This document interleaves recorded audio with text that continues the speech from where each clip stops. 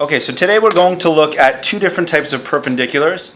So perpendicular means to be at a right angle to. So if we've got a line, we're going to look at two different circumstances. One is where we have a line and we have a point somewhere on that line. And we want to create a perpendicular at a point on the line. So we're going to want to get a line that's going to be perpendicular to this line, so at a 90-degree angle, at that point. Now mine doesn't exactly measure, but that's what we're aiming to create. That's the first example. The other example will be when we have a line, and let's say we have the point outside of the line, we want to create a perpendicular to this line through the point that's not on the line. So somehow, somewhere over here, we're going to be able to create a line that when it touches this line, it forms a 90-degree angle, and it does so through this point. So we're creating perpendiculars, one, when the point is on the line, and two, when the point is not on the line. So let's look at the first example when you have a point on the line. So first of all, you're going to have your line. Then you're going to have a point anywhere on that line. And then you're going to grab your compass. And you're going to basically, now your line might have to be longer, you're basically going to set some sort of width on your compass so that it will fit on either side there. And there's two ways you can do this. You can go all the way around like this. Whoops.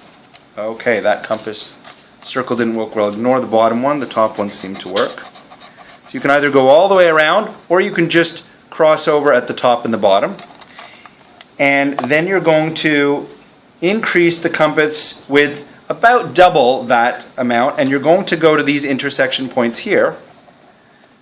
And down below or up above, you can do two arcs, one from either point. So you can go above or below, it doesn't matter.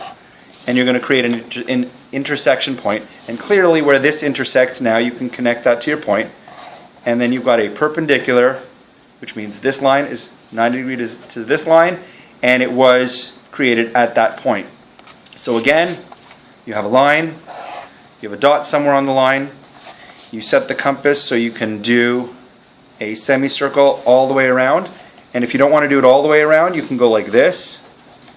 You can just do two little arcs on either side. Then set the compass a little bit larger and set your compass circle on either of these points, and then make arcs somewhere in that vicinity, because that's where you're going to need the points to intersect.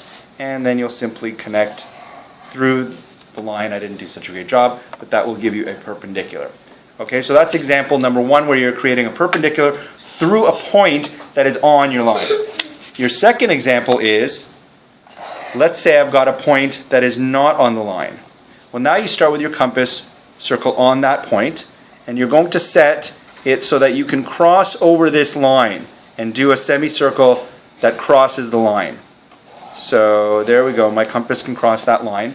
And now I again will go to these intersection points, and you can keep the compass at the same point here, and down below you're going to do a crossover just like we did before.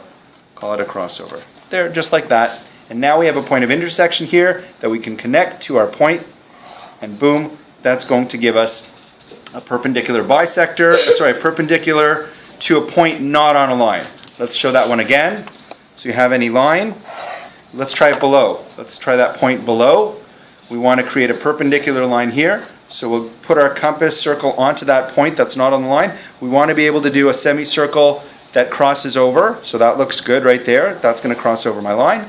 Then I set my compass onto that connection point, and I go above or on the other side, make one arc, make another arc, and connect at the intersection point to the point that's not on the line, and boom, I get another perpendicular to a point that's not on the line.